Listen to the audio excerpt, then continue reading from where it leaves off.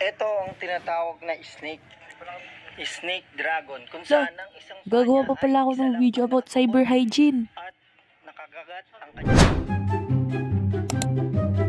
What is cyber hygiene?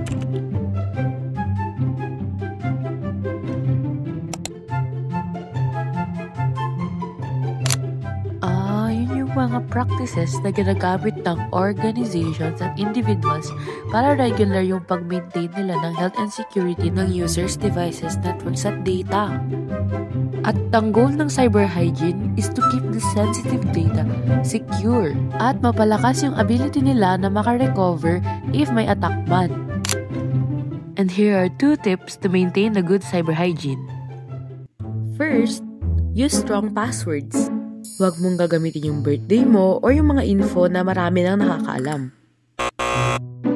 Instead, pumunta ka sa mga password generator kaya ng LastPass para makagawa ka ng strong password. Dito, pwede mong i-adjust kung gaano kahaba, kung ano yung gusto mong ilagay, uppercase ba, lowercase, numbers, symbols, and bahala ka na kung ano yung gusto mo dyan.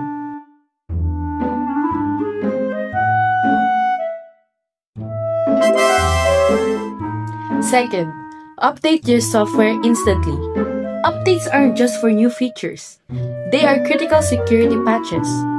They close the holes that hackers use to sneak in.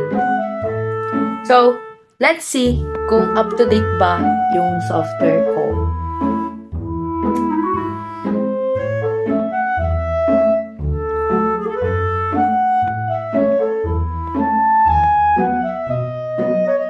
So here you can see, it says you're up to date. So I am up to date. I have nothing to worry about.